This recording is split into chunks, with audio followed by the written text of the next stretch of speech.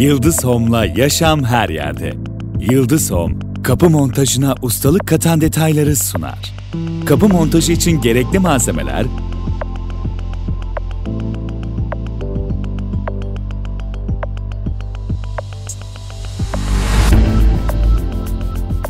montaja başlamadan önce, montaj yapılacak olan duvarın kalınlığını, genişliğini ve yüksekliğini 3 noktadan ölçün. Alınan ölçülerin maksimum değerlerini baz alarak montaj hazırlıklarınızı yapın. Varyador kataloglarının arka sayfasında ürünlerimizin kapatacağı duvar ölçüleri tablosu bulunmaktadır. Gerektiğinde sipariş esnasında bu tablodan faydalanabilirsiniz. İşlem yapılacak alanın temiz olmasına özen gösterin. Paketleri içindeki ürünlere zarar vermeyecek şekilde dikkatlice açın. Bu işlem esnasında kesici alet kullanmamanızı tavsiye ederiz. Sipariş verdiğiniz ürünlerin etiketlerine bakarak doğruluğundan emin olun.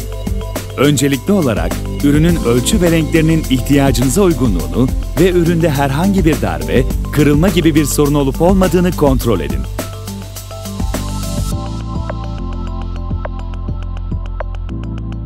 Bir gönye yardımıyla aldığınız duvar ölçülerine göre kasaların kesilecek yerlerini işaretleyin. Önerilen kapı kanat altı boşluk miktarı 15 mm'dir. Bu ölçüye göre istenilen yan kasa boyunu belirleyebilirsiniz.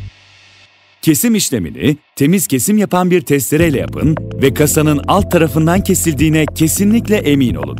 Ardından yan kasa ve başlık kutularındaki kasaları montaj yönüne uygun bir şekilde yan yana getirin. Kılavuz deliğini açtıktan sonra vidalayarak kasaları birleştirin. Birleşimi yaparken kasa ve başlığın tam hizalanmış olmasına ve arada boşluk kalmamasına dikkat etmeniz gerekir. Ölçü almak için ön kısımların pervazlarını kasalara geçirin.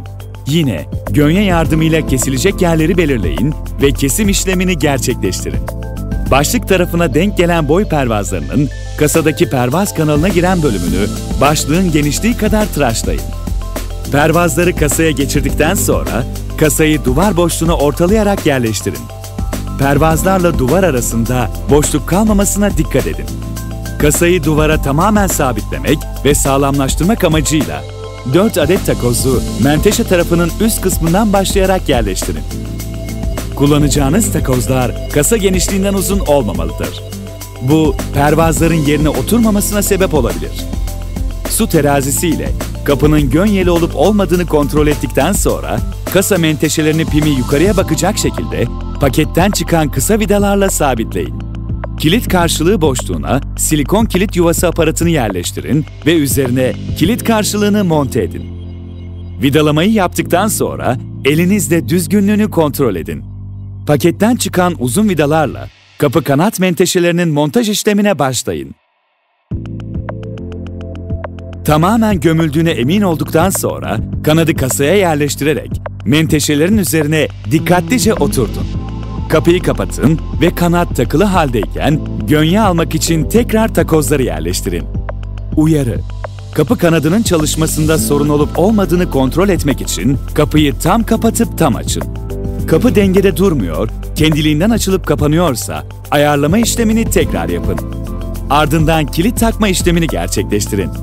Bir takoz yardımıyla kilidin tam olarak yuvaya oturup oturmadığını kontrol edin. Kanat ve kasa arasındaki boşluğun eşit olup olmadığını kontrol etmeyi unutmayın. Bu boşluğun sağda ve solda maksimum 3'er milim olması gerekir. Kapıyı kapatın, kasa ve kanadın arasında kalması gereken 3 milimetrelik boşluğa göre ince ayar yaparak gerdirme aparatlarını menteşe hizalarından takın. Kullanacağınız köpüğün poliüretan yani kapı montaj köpüğü olmasına dikkat edin. Yeterince çalkaladıktan sonra ilk önce kasanın üst köşelerine L şeklinde maksimum 20 santime 20 santim olacak şekilde sıkın. Ayarlı gergi aparatlarının olduğu yerlere de yaklaşık 8 ila 10'ar santim köpük sıkın ve kuruyana kadar bekleyin.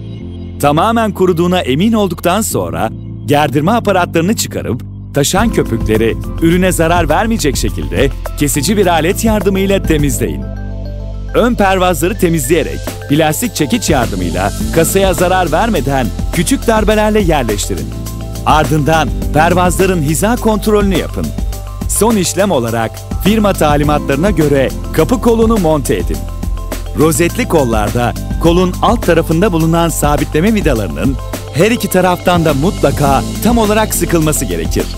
Sağlamlığından emin olduktan sonra kapı kolunu yerleştirin. Anahtar deliğinin rozetini takmadan önce rozeti anahtarla birlikte yuvaya yerleştirerek hizalamasını yapın. Bu işlem anahtarın rahat hareket etmesini kolaylaştıracaktır. Dış rozetini de taktıktan sonra montaj işlemini başarıyla tamamladığımıza göre Yıldız Home'la yaşam alanınıza değer katmanın keyfini yaşayın.